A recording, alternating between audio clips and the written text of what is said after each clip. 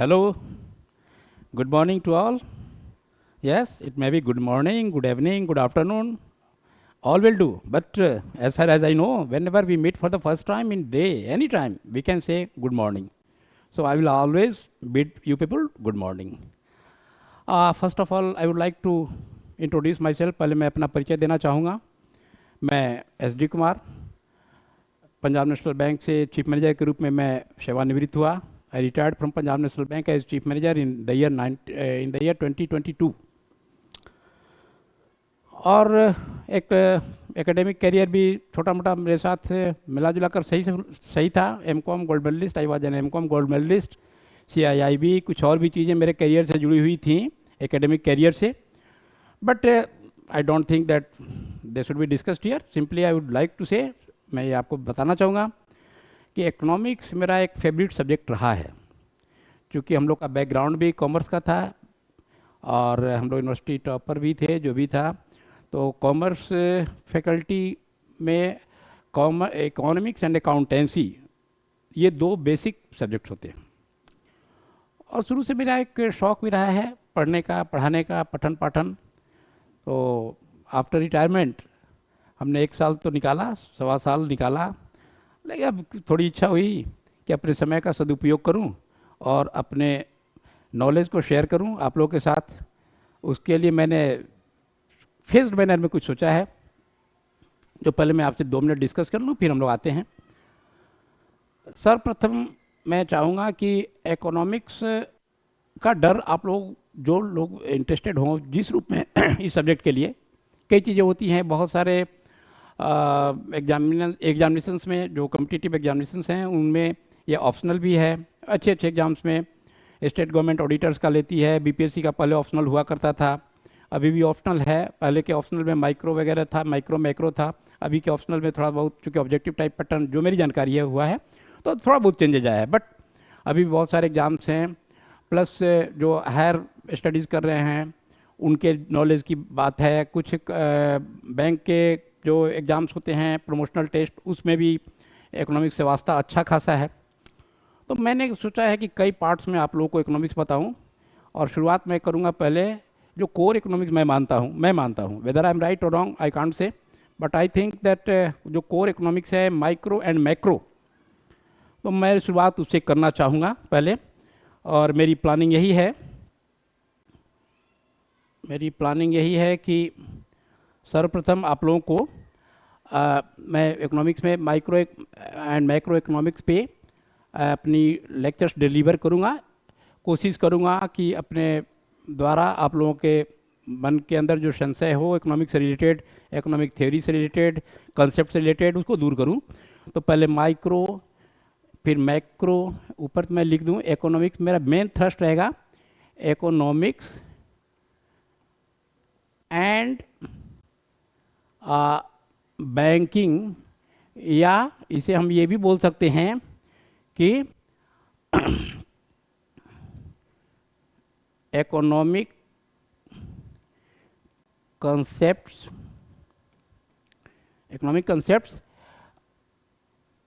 Relating to banking. Actually आप आगे देखेंगे, आप जानते भी होंगे, all of you are very learned people, I understand it. बहुत इसमें लर्नड पीपल भी हैं, कुछ जानकारी के लिए भी हैं, कुछ ऑलरेडी जानकार हैं. तो आज की जो बैंकिंग है, इकोनॉमिक्स या कभी की भी बैंकिंग रही हो, अभी इसका महत्व थोड़ा ज़्यादा बढ़ा है. वो इकोनॉमिक्स से अछूता नहीं रह सकता है बैंकिंग. इकोनॉमिक्स के कंसेप्ट का इम्प्लीमेंटेशन आज यदि हम लोग आगे देखेंगे, पढ़ेंगे कि कंज्यूमर सरप्लस क्या है, तो फिर हम लोग ये भी देखेंगे कि बैंक टैक्सेशन की जो पॉलिसी बनाती है, भारत सरकार जो टैक्सेशन की पॉलिसी बनाती है, उसमें कंज्यूमर सरप्लस का कैसे ध्यान रखती है. तो हमारी जो सरकारी तंत्र है उससे जुड़ी हुई बैंकिंग, तो सरकार और बैंकिंग सबके लिए इकोनॉमिक्स बहुत ही इम्पोर्टेंट सब्जेक्ट है और आने वाले दिनों में इसका और महत्व बढ़ेगा. तो मैं पहले माइक्रो एंड मैक्रो से जो कोर कंसेप्ट हैं इकोनॉमिक्स के, इसको पहले आप लोगों को समझाना चाहूँगा. उसके बाद मेरी ये प्लानिंग है, if you people support me and if you are in a position of welcoming my lectures, I would further proceed with other aspects of economics like money and banking, money and banking. इसमें money से related सारे, money क्या है, money का function क्या है, M1 M2 M3 क्या होता है, क्वांटिटी थ्योरी ऑफ मनी क्या है, जो भी चीज़ें आएंगी। बैंकिंग में हमारा बैंकिंग स्ट्रक्चर क्या है, हमारे आरबीआई का क्या रोल है, हमारे यहाँ सर्विस एरिया अप्रोच क्या है, लीड बैंक स्कीम क्या है, क्रेडिट कंट्रोल मैकेनिज्म हमारे बैंक के पास क्या है, और भी जितनी चीज़ें हैं। एनपीए इतना वाइटल इशू है आज के डेट में, बर्निंग टॉपिक है। एनपीए क्या है, कैपिटल एडिक्वेसी रेशियो क्या है, जिसको सीआरआर भी आप जानते हैं, रिस्क रेटिंग क्या है, तो ये जितनी भी चीज़ें हैं, लोक अदालत क्या है, जो अलग स्ट्रेटजीज बाकी हैं बैंक की और भारत सरकार की, वो सब हम लोग डिस्कस इसमें करेंगे। उसके बाद संभवतः यदि समय मिला और आप लोग का सपोर्ट मिला, ये मैं बार बार बोलना चाहूँगा और आप लोग का सपोर्ट जानना चाहूँगा by way of viewing and liking. यदि आप व्यू करते हैं, आप लाइक करते हैं, तो मैं समझूंगा कि आप सपोर्ट कर रहे हैं and you are interested to peruse my lectures also in future. Third हुआ, मैं फिर आऊँगा इस पर आपको इंटरनेशनल ट्रेड।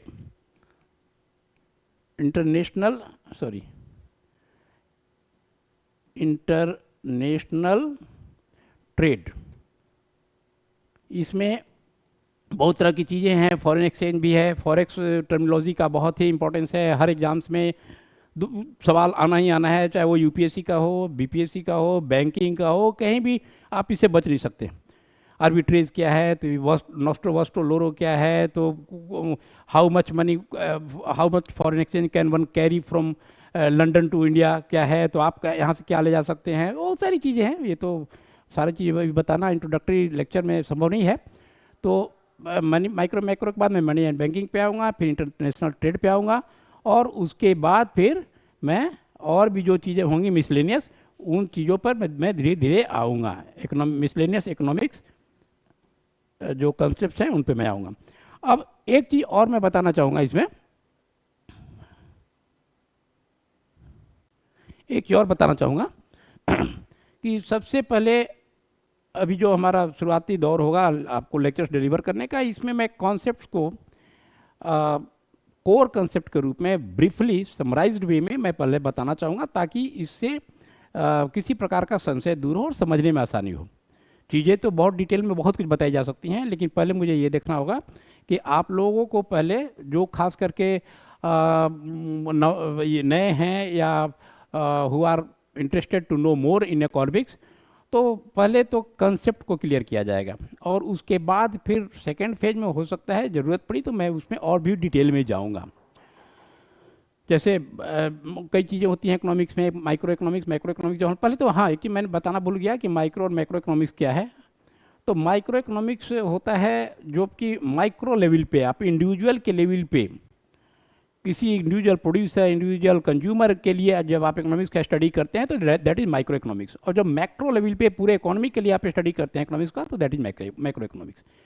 चलिए, तो ये सारे संदेह को मैं दूर करने की कोशिश करूँगा। बहुत लोग इससे बहुत घबराते हैं, ये क्या आ गया भाई, ये OXY है, ये कैसे कैसे कर्व आ जाते हैं, ये क्या हो गया भाई, ये क्या चीज़ है, ये क्या चीज़ हो गया, ये ऐसे क्या हो गया, ये इतना कॉम्प्लेक्स लगता है लोगों को। ये सारी चीज़ें सारी दूर की जाएंगी आपकी, कि कुछ नहीं है, ये सारी चीज़ें बताई जाएंगी धीरे धीरे जैसे जैसे समय आता है।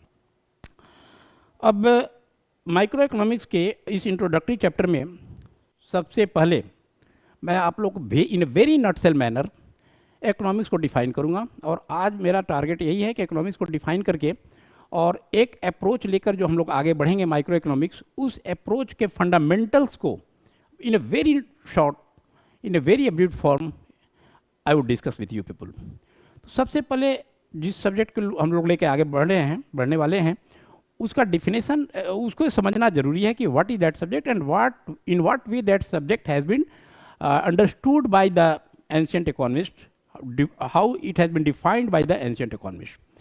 So definition of economics is actually a matter of controversies and discussions. Definition of economics, it has been actually a matter of discussions and controversy शुरू से। वैसे मेरा अनुभव है 61 साल 62 साल की उम्र जो हो रही है, मेरा अनुभव है कि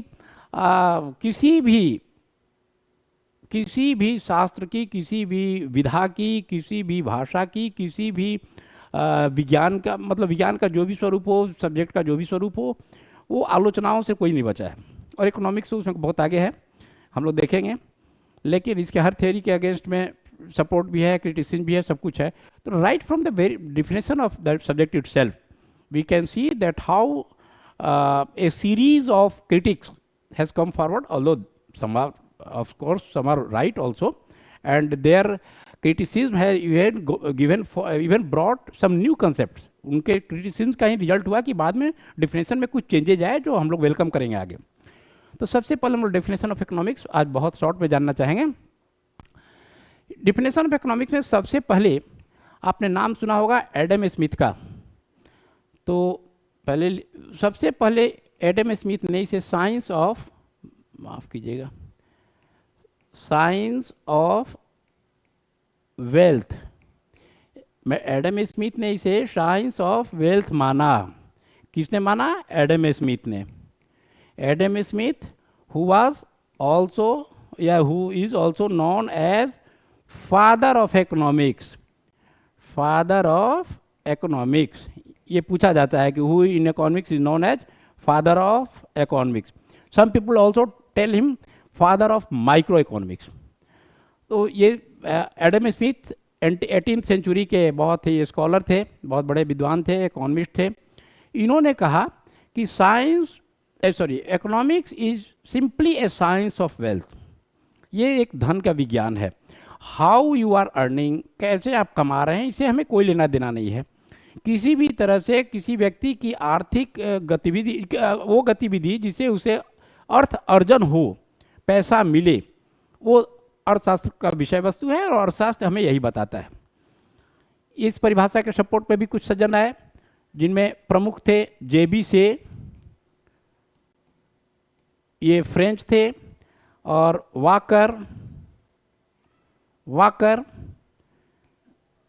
वाकर ये अमेरिकन थे। ये दोनों बड़े कट्टर समर्थक थे इस परिभाषा के। इन्होंने भी कहा कि ये अर्थशास्त्र जो है वो धन का विज्ञान है और कुछ नहीं। मानता हूँ कि 18th सेंचुरी की बात थी, हर जगह राजतंत्र और एक तंत्र, राजतंत्र और सारे तंत्र थे। आज की तरह डेमोक्रेटिक पैटर्न नहीं था, डेमोक्रेटिक कंसेप्ट लोगों का नहीं था। आज तो capitalistic country like USA and other countries भी डेमोक्रेटिक व्यू से, डेमोक्रेटिक ओपिनियन से, डेमोक्रेटिक फीलिंग से नहीं बच सकते हैं। वो कोई भी कंट्री हो, वो कम्युनिस्ट कंट्री हो, चाइना हो, जो भी हो, किसी भी कंट्री को लोगों के फीलिंग्स को समझना होगा। But that was the era of laces फेरे। आपने नाम सुना होगा लेसेज फेरे का, वो भी इनके साथ जोड़ा जाता है। लेसेज फेरे, समझे? लेसेज फेरे ये हुआ आपका फ्री इकोनॉमी, जिस इकोनॉमी में उन्मुक्त अर्थव्यवस्था है, बिल्कुल जो मन करे करो, कोई मतलब नहीं है, सारे जो जैसे अर्निंग करनी हो करो। इसी पर इनकी एडम स्मिथ की ये परिभाषा ऑलमोस्ट डिपेंडेंट थी, मतलब बेस्ट थी। इन्होंने कहा, जेबी से और वाकर ने भी जमकर समर्थन किया, लेकिन ये परिभाषा बहुत दिनों तक क्रिटिसिज्म से नहीं बच सकी। बहुत लोग आए सामने और तरह तरह के तरीक़ों से इस डिफिनेशन को नकारने की कोशिश की गई। लोगों ने कहा कि नहीं भाई, ये तो आपने डिसमल साइंस बना दिया, ये आपने फनी मैटर आप कर रहे हो भाई, डिसमल साइंस आपने बना दिया। ये डिसमल साइंस समझ ही रहे आप, डिसमल का मतलब क्या होता है? निराशाजनक। ये आपने तो डिसमल साइंस बना दिया, आपने ऐसी परिभाषा दे दी जिसमें ह्यूमैनिटी का कोई अप्रोच नहीं है, इसे कौन पढ़ेगा, इस विषय को नकारा जाएगा। और भी लोग थे, सारा कुछ थोड़ा शॉर्ट में हमें बताना पड़ेगा यहाँ पे। इसके तुरंत बाद एक और विद्वान आए, अल्फ्रेड मार्शल। ये पहला डिफिनेशन आपने देखा, ये साइंस ऑफ वेल्थ हमारे थे एडम स्मिथ। दूसरा डिफिनेशन आप देखिए, सेकेंड डिफिनेशन आया, ये बड़ा ही इंपॉर्टेंट डिफिनेशन रहा, बहुत दिनों तक इस डिफिनेशन ने राज किया इकोनॉमिक्स के डिफिनेशन के मामले में। ये था second definition by Alfred Marshall. ये साहब कैम्ब्रिज यूनिवर्सिटी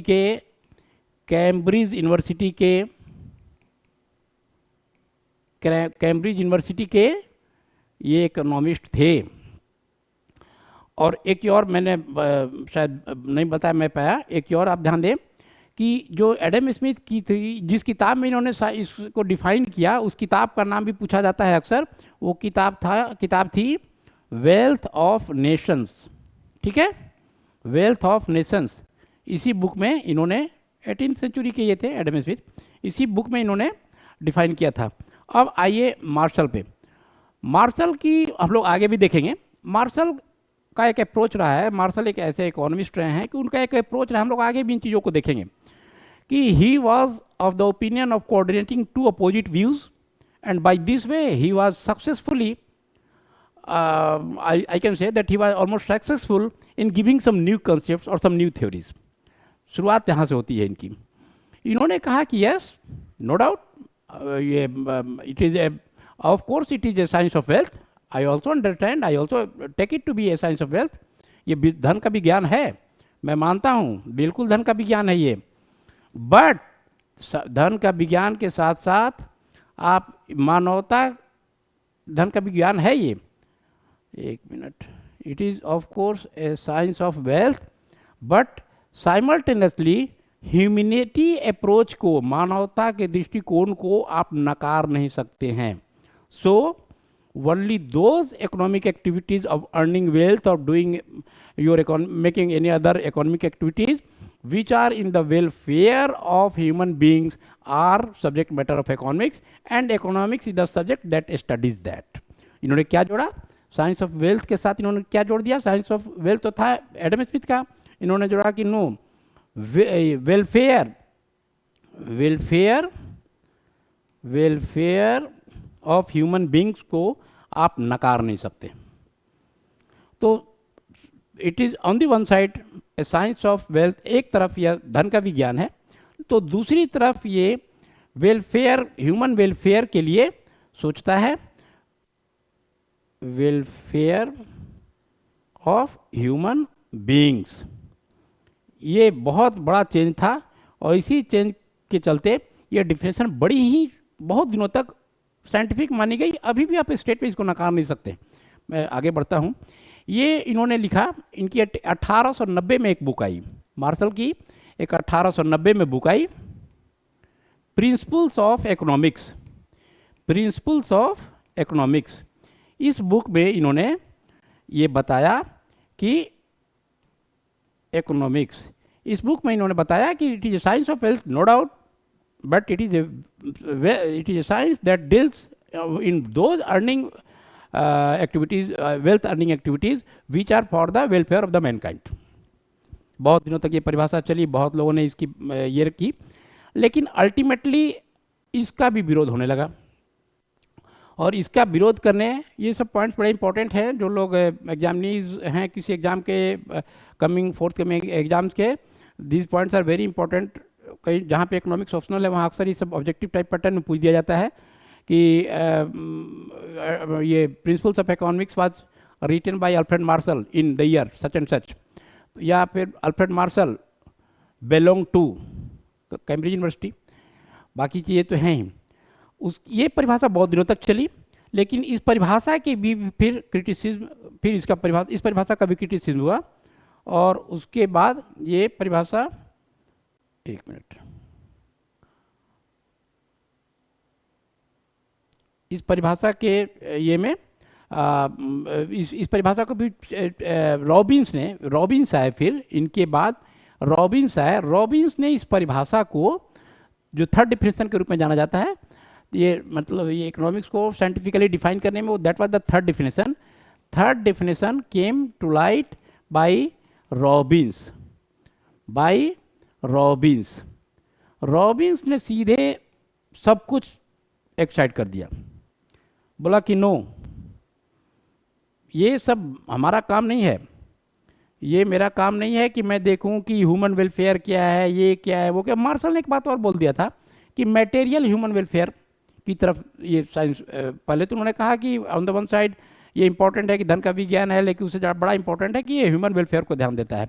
बाद में उस बुक में इन्होंने आगे उसको और स्ट्रेस दिया, और उन्होंने कहा एलोबरेट करते हुए कि यह मटेरियल वेलफेयर की तरफ ध्यान देता है। तो ये आधार मिला रॉबिन्स का क्रिटिसिज्म करने का कि मटेरियल और इमटेरियल क्या होता है। बहुत सारी चीज़, जैसे कोई मजदूर या कोई व्यक्ति मेहनत करता है जिससे अगर सामने वाले को इमटेरियल सेटिस्फैक्शन मिले, इमटेरियल वेलफेयर उसका हो, उसके लिए वो पे करेगा, तो क्या वो इकोनॉमिक्स का स्टडी मैटर नहीं होगा? इसलिए गलत है। इन्होंने कहा सीधे, रॉबिन्स ने सीधे 3 चीज़ें बोली। भाई आपके पास नीड्स जो है या वांट्स जो हैं, वांट्स कहिए, wants are endless, wants are endless, जबकि आपके पास जो साधन हैं, जो मीन्स हैं, दे आर स्कैर्स मीन्स। अब आपके पास क्या है कि एक लिबर्टी है कि इस स्कैर्स मीन्स को आप मल्टीपल वांट्स में, किसी भी वांट में अपनी सुविधा के हिसाब से आप उसको अल्टरनेटिव यूज करते हुए डाल सकते हैं। तो this is what you do, यही आप करते हैं। इकोनॉमिक्स इसी का अध्ययन करता है कि स्कैर्स मीन्स के साथ एंडलेस वांट्स में कैसे आप एलोकेट करते हैं, कैसे अपने रिसोर्सेज को डिस्ट्रीब्यूट करते हैं ताकि आप अपनी संतुष्टि प्राप्त कर सकें। This is your function and this is the subject matter of economics. Allocation of means in endless want. सारे वांट्स पूरा नहीं हो सकता है। अब आपके पास अल्टरनेटिव्स भी है, मैं ये करूं या वो करूं, मैं गाड़ी लूं या मकान बनाऊं। तो अब आपके पास जो साधन है उससे आप ये कोशिश करते हैं कि किस तरह से उन्हें मैं डालूं ताकि आप मैक्सिमम अपने संतुष्टि की तरफ आगे बढ़ सके। ये रॉबिन्स का डिफिनेशन है। उसकी ये तीनों मेन डिफिनेशन हैं इकोनॉमिक्स के। बहुत शॉर्ट में मैं बता रहा हूँ, इसके भी बहुत सारे क्रिटिक्स आए। बाद में कुछ 1-2 डिफिनेशन और भी आया, सैमुअल्सन का आया, एक अपने इंडियन इकोनॉमिस्ट मेहता साहब का भी आया। But fundamentally I think and I believe that these are the 3 important definitions of economics. तो इकोनॉमिक्स के डिफिनेशन पे अब मैं इससे ज़्यादा अभी आपको बता नहीं सकता हूँ।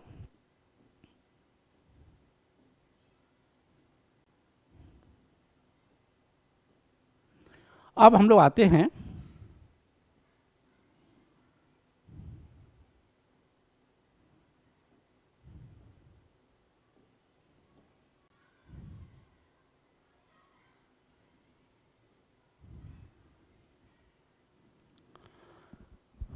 कुछ टेक्निकल एरर्स है, इसके चलते मैं अब आगे इस लेक्चर को कंटिन्यू नहीं कर पा रहा हूँ। नेक्स्ट क्लास में मैं यूटिलिटी और डिमांड मतलब जो हमारा कंज्यूमर बिहेवियर का स्टडी करने का यूटिलिटी एनालिसिस अप्रोच है उस पर हम लोग आते हैं।